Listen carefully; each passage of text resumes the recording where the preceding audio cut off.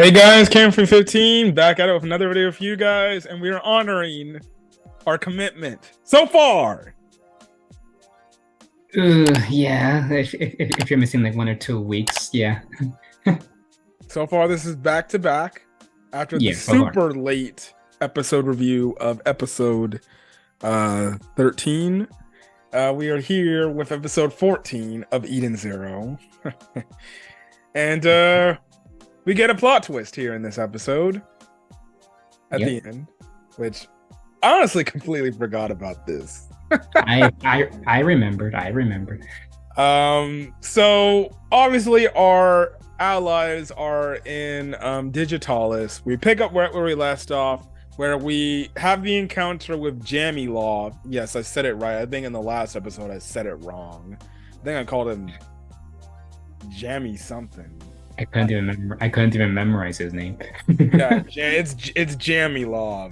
I don't do notes anymore from these videos anyways. I'm just going through these off the top of my head. But yes, Jammy Law pretty much obviously he's mocking the fact that he killed those two players in that brutal way. So he pretty much goes on to say he was sent by Draken Joe to do what he has to do, and obviously he, even though he likes to kill NPCs, he loves to kill human players. Most importantly. So pretty much what happens is Shiki, he's obviously pissed off for what Jammy Law did, so he goes in for an attack.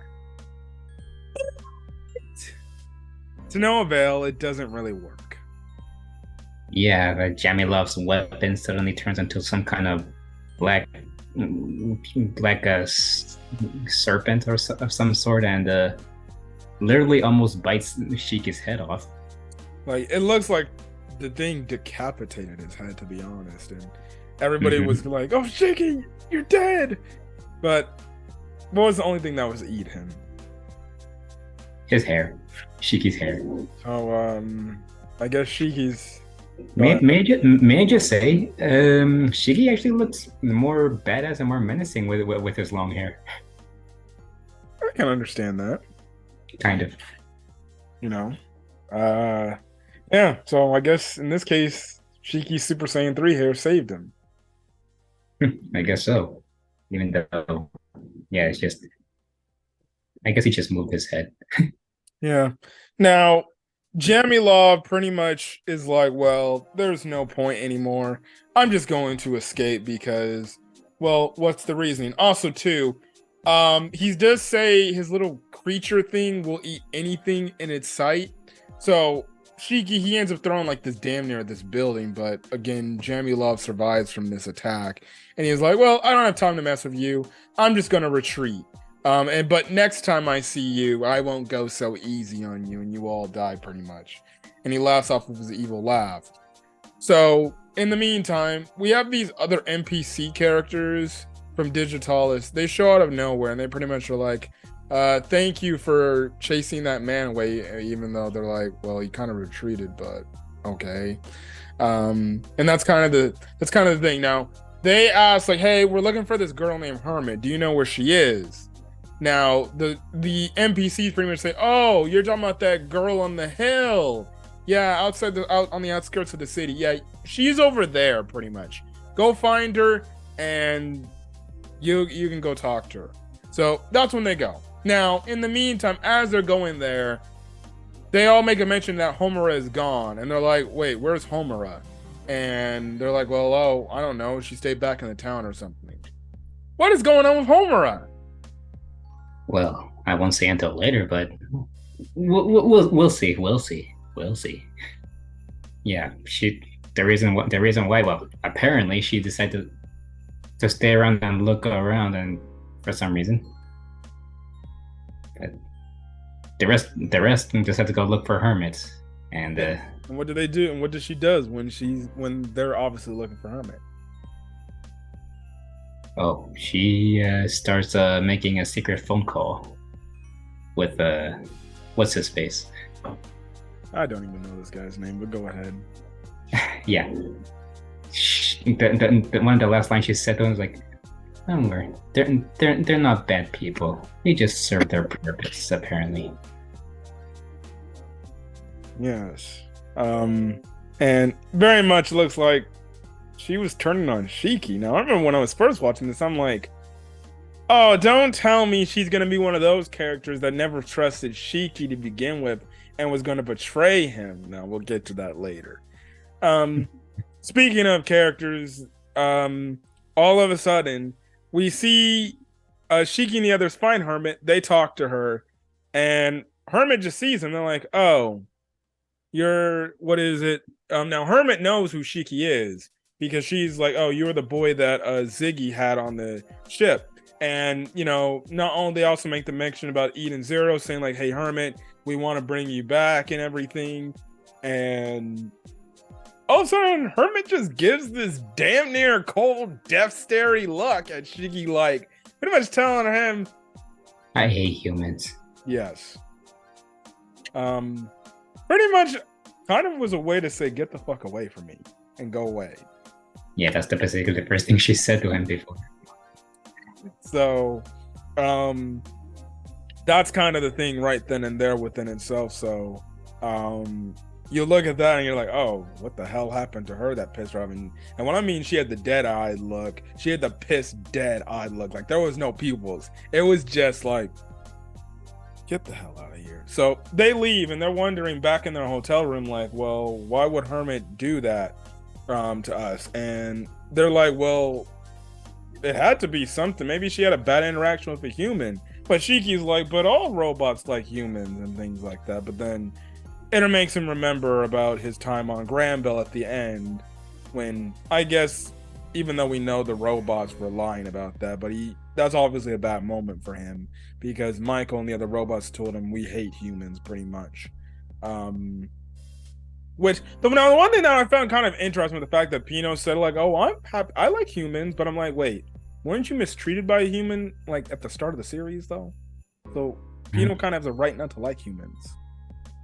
Yeah, but then again, I'm pretty sure like she also remembers her creator, which is Professor Weiss. Yeah, I guess that makes sense. So yeah, Shiki starts crying again, and Weiss is like, "Why are you still continue to cry?" And then Rebecca's like, "Well, he had a traumatic moment." Also, too, Weiss is like, "Yeah, I'm not liking this new girl form of mine." He says his back hurts because his boobs are too big. He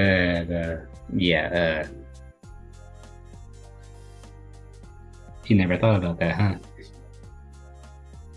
I guess not. All he wants to do is fondle his boobs, and heck, there was fan service shots, especially One Piece movie.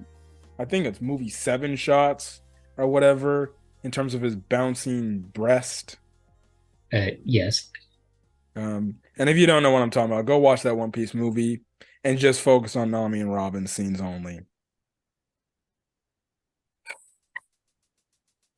It was good, but at some time, it's like it was obvious what they were doing there. Anyways, in the meantime, they're trying to find a way to have Hermit come back, but all of a sudden, or actually, this bell goes off out of nowhere, this siren. And they go outside, and the town is being attacked by a horde of monsters. Yes, who are pretty much being told under Jammy Law to kill all the NPCs for EXP. Mm-hmm. Which, what is the catch that they end up saying after? Or what is going to happen to them after they do that? Apparently, they're gonna be sacrifices for his XP, and yeah, they seem to be happy about it. Oh my gosh! I'm sorry. I remember hearing that. I'm like, so you're killing for this guy only to then just get yourself killed? Yeah, that makes perfect sense. Yeah, sure. So I take it this guy, Jammy Law, is gonna get most of the XP because they did the work. Mm-hmm. It's a wide, stupid thinking. But anyways, they start raiding the town. We do see that one gigantic guy from the last episode show up to protect the city, which we see how he has this connection with this little girl. um this little NPC girl cheering him on pretty much. In the meantime, Shiki actually ran to go save Hermit because those monsters were going after Hermit too. And Hermit's like, so this is how I die, huh? But then obviously Shiki comes in to save her. And as he's doing his gravity moves, she pretty much berates him, saying, you stole that from Ziggy, didn't you? And he's like, no, I didn't. He taught me that. Oh, you stole that move from Ziggy. So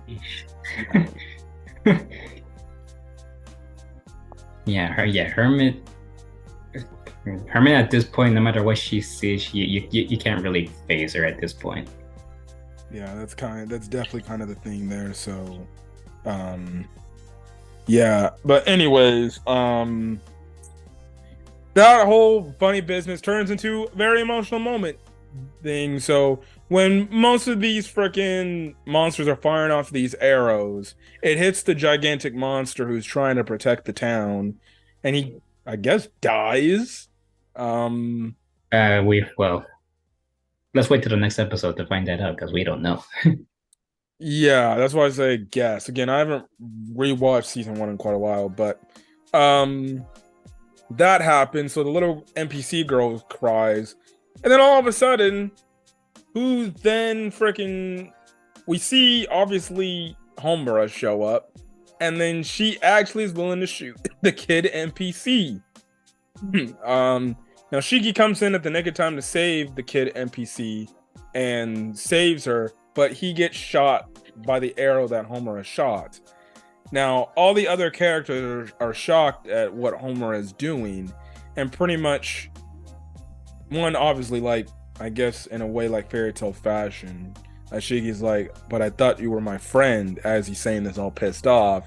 But Homura's like, please, we were never friends to begin with. I was just using you so I could get closer to Draken Joe. And that's the thing. We end up finding out, she ends up finding Jamie Law earlier in the episode, and she says, listen, I want to work with Draken Joe. Do you think you could put pretty much a good word in for me?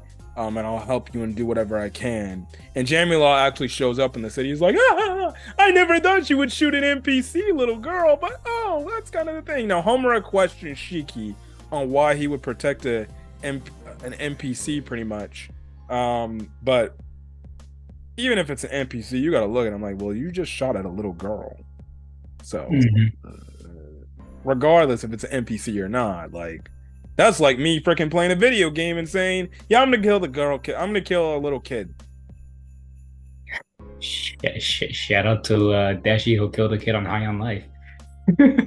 Oh, I did that too. Then again, he was he was not. Yeah. And technically, the mom did say like he was actually like 30.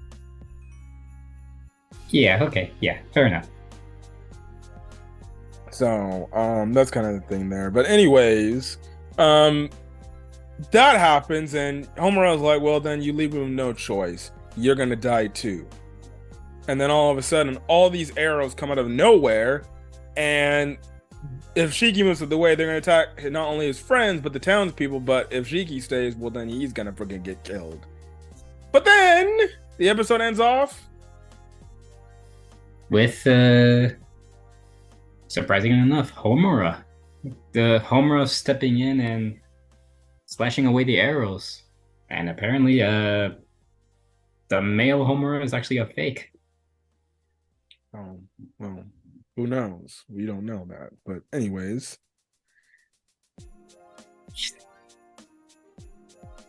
Listen, man, I haven't seen these episodes in a long time. But regardless. Neither have I, but I remember that at least. I know, man. I know. Whatever. Anyways, that's it of the episode. We're left off on that cliffhanger, as I think the next episode ends off the Digitalis little mini arc we had going on. So hopefully tomorrow we'll be back to talk, I guess, that, and then finally get into the Hermit backstory that I've been dying to talk about. We know my co-host has a lot of things to say about that. Yep. So yes, but anyways, thank you for checking out the video. We'll be back for more. Again, if you like the video, leave a like, put in the comment section your thoughts on this episode of Eden Zero, as well as hit the subscribe button not only to my channel but my co-host channel if you want to get more Eden Zero content going forward. Anyways, catch you guys in the next video. Till then, guys, stay safe out there and have a great rest of your day or night. I'll this video. Peace. Peace.